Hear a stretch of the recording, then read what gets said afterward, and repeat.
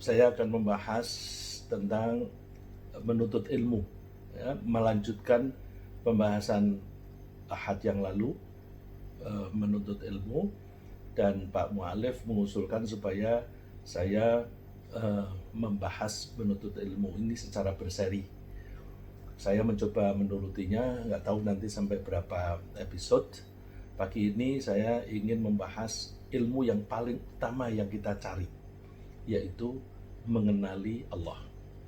Ini nomor satu, ya. Nomor satu kita kalau mau belajar ya ini, yaitu mengenali Allah, dan kita tanamkan kepada anak-anak dan cucu-cucu kita mumpung mereka masih kecil. Kita tanamkan pengenalan dengan Allah. Sebagaimana sudah kita bahas, kita masing-masing sebagai individu harus membekali diri dengan ilmu agar kita bisa menerapkan iman dengan benar dan bisa melaksanakan Islam dengan benar pula. Ketika mempelajari rukun iman yang 6, yaitu iman kepada Allah, kitab-kitabnya, para utusannya, para malaikatnya, hari akhir, serta qadha dan qadarnya, dan juga rukun Islam yang 5, syahadat, sholat, puasa, zakat, dan haji, kita harus selalu merujuk kepada apa yang dituturkan oleh Allah dalam kitabnya Al-Quran dan yang dijelaskan oleh Nabi Muhammad SAW yang sekarang kita bisa pelajari dari hadis. Di samping ilmu mengenai iman dan Islam yang harus dipelajari oleh setiap individu, wajib yang dipelajari individu itu namanya fardu ain. Kita secara kemasyarakatan harus melakukan juga yang fardu. Kalau fardu yang sifatnya kemasyarakatan namanya fardu kifayah. Kita harus juga mempelajari ilmu-ilmu yang diperlukan untuk keselamatan dan kemaslahatan masyarakat. Untuk mempelajari ilmu keselamatan dan kemaslahatan masyarakat ini pun kita juga harus merujuk kepada Al-Quran dan hadis yang secara garis besar itu bisa kita pelajari dari dua-duanya itu agar kita bisa melakukan tindakan yang sesuai dengan arahan Allah yang tidak melampaui batas. Jadi Quran dan hadis itu juga mengandung bimbingan untuk kita melakukan hal-hal yang untuk keselamatan dan kesejahteraan masyarakat.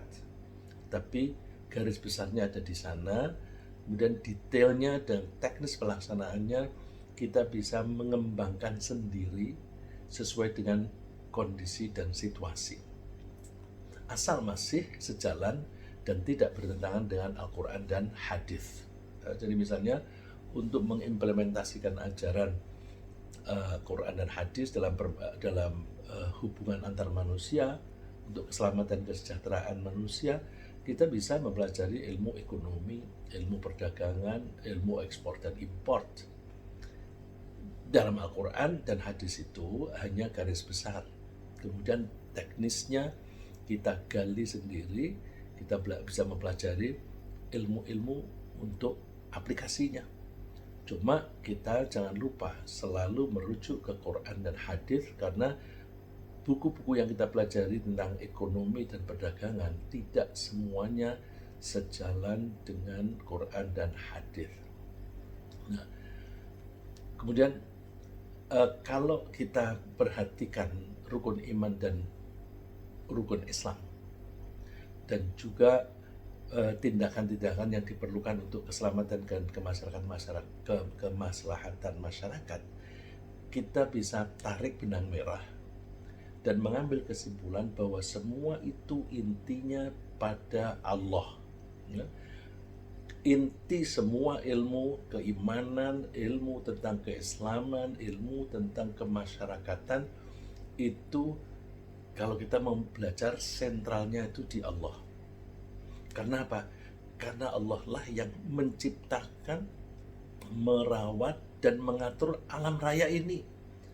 Dalam alam raya itu salah satu bagian kecil dari alam raya adalah kita manusia. Oleh sebab itu, ilmu yang paling dasar dan paling pokok untuk mempelajari aspek-aspek itu semua adalah ilmu untuk mengenali Allah, atau seringkali disebut ma'rifatullah. Saya lebih suka mengenali Allah daripada ma'rifatullah karena lebih mudah dipahami, karena itu bahasa kita. Dan kalau kita menyebut nama istilah ma'rifatullah, itu seringkali konotasinya ajaran tasawuf. Padahal mengenali Allah itu tidak harus dengan tasawuf. Terutama kita mempelajari mengenali Allah itu dari Quran dan hadis itu. Maka sebenarnya yang kita bahas mengenali Allah itu sama dengan ma'rifatullah. Cuma saya lebih cenderung memakai mengenali Allah supaya pemahamannya itu lebih komprehensif, lebih menyeluruh untuk kita masyarakat Indonesia. Mohon maaf, untuk masyarakat kita Indonesia yang berbahasa Indonesia. Karena di masyarakat kita itu tadi, kalau kita menyebut ma'rifatullah itu langsung konotasinya tasawuf gitu. Ya, jadi saya tidak membahas tasawuf, tapi saya membahas keimanan kepada Allah. Mempelajari ilmu tentang Allah ini sangat penting agar kita bisa mengenali siapa Allah itu, bagaimana karakternya, apa saja kebijakannya, dan apa yang dia lakukan. Ya, jadi mengenali Allah itu antara lain mencakup siapa Allah itu, bagaimana karakternya, kebijakannya bagaimana, dan apa yang dilakukan oleh Allah. Dengan mengenal Allah secara demikian, kita sebagai makhluk dan hambanya akan bisa menempatkan diri dengan baik di hadapannya. Dan kalau kita tidak mengetahui Allah dengan baik, maka kita itu bisa salah tingkah. Salah tingkah karena kita tidak memposisikan diri yang pas. Nah, ini kan seperti kalau di perusahaan ada direktur utama, terus ada kepala bagian, dan ada karyawan biasa. Itu masing-masing harus bisa bersikap sesuai dengan posisinya masing-masing. Dalam hubungan kita dengan Allah, itu juga kita harus bisa menempatkan diri yang pas. Dari sini kita bisa memahami bahwa ilmu tentang pengenalan dengan Allah adalah ilmu yang paling utama dan paling inti dari segala inti. The core of the core. Allah sendiri menganjurkan agar kita mengenali Allah. Misalnya Allah berfirman, fa'lam annahu la ilaha illallah wastaghfir li dzambika walil mu'minina wal mu'minat wallahu ya'lamu mutaqallabakum wa mathwaakum. Ketahuilah bahwa tidak ada Tuhan selain Allah. Nah, ini jadi kita sudah ada definisi yang ringkas bahwa Allah itu siapa? Allah itu satu-satunya Tuhan yang layak disembah, satu-satunya. Intinya di situ. Nanti sifat-sifatnya, karakternya kita pelajari lebih lanjut. Wastaghfir li dzambika walil mu'minina wal mu'minat, dan mintalah kamu ampun kepadanya untuk menghapus dosa-dosamu dan dosa-dosanya orang-orang mukmin laki-laki dan perempuan. Nah, ini kita harus menempatkan diri bahwa kalau kita itu kalau Allah adalah Tuhan kita, berarti kita hamba. Kalau kita hamba, maka apapun yang kita lakukan hanya untuk Dia, Tuhan kita. Kalau kita melakukan pekerjaan untuk kepentingan kita sendiri, namanya tidak menghamba. Nah, kalau namanya menghamba ya udah, apapun yang saya lakukan hanya untuk Tuhanku. Gitu.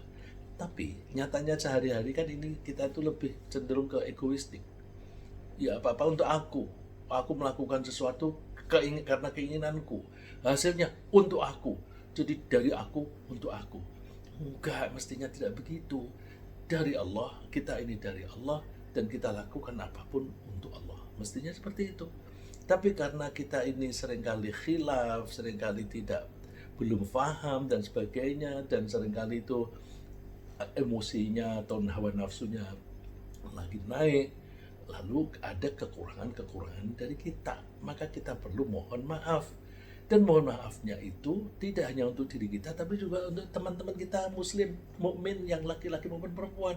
Karena apa? Kita hidup dalam bermasyarakat. Maka ya kita suka berbuat salah, mereka juga suka berbuat salah. Nggak usah berantem. Mari kita bersama-sama memohon ampun kepada Allah untuk kita semuanya. Nah, ini berarti kita mesti menjaga hubungan baik dengan Allah secara vertikal dan menjaga hubungan baik dengan sesama manusia secara horizontal. Wallahu ya'lamu mutaqallabakum wa mathwaakum. Allah mengetahui tempat kamu berusaha dan tempat tinggalmu. Apapun yang kita lakukan, dimanapun kita berada, itu Allah selalu mengamati kita. Oleh karena itu, kita mesti berhati-hati di dalam berperilaku, karena semua perilaku kita itu diamati dan dinilai oleh Allah, yang nanti dari penilaian itu kita akan mendapatkan reward atau punishment, dapat insentif atau hukuman. Lalu untuk mengenali Allah, tentu kita ingin mengetahui Allah itu apa. Nah, Allah itu apa? Memiliki atau memegang peran apa? Jadi jati dirinya Allah itu apa? Lalu role, ya, role itu peran Allah di dalam kehidupan kita itu seperti apa?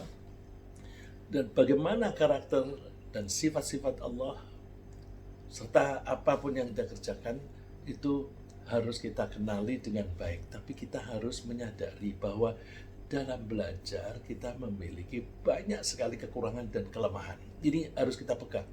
Dalam belajar kita banyak memiliki kekurangan dan kelemahan.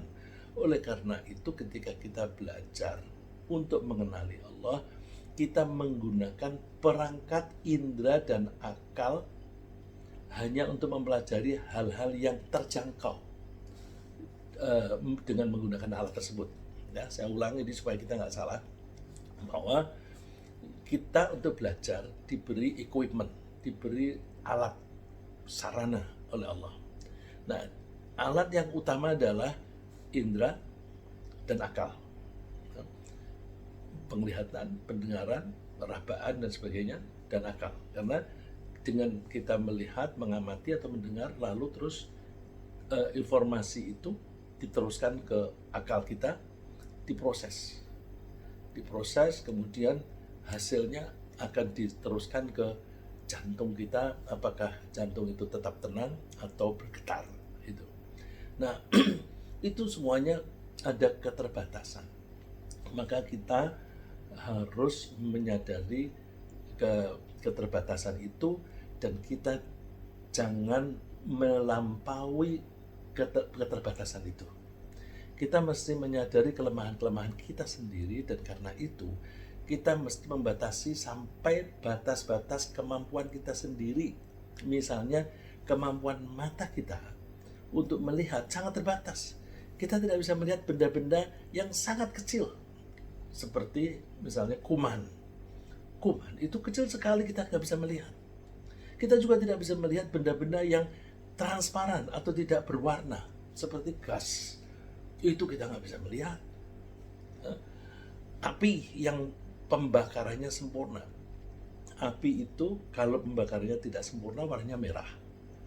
Kalau pembakarannya atau combustionnya lebih sempurna, warnanya biru. Seperti kalau kita membakar spiritus. Tapi coba, kalau kita membakar bahan yang kita pakai untuk disinfektan, itu kalau kita bakar kan nggak kelihatan warnanya. Ya. Oh, putus ya? Insyaallah.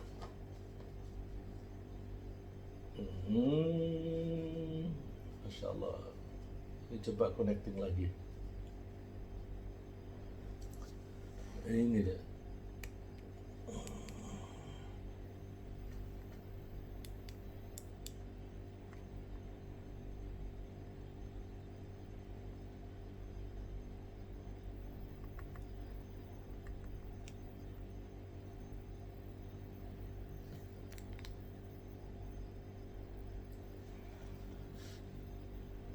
Mohon maaf, jadi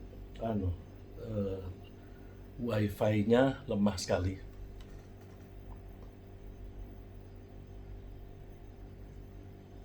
Recording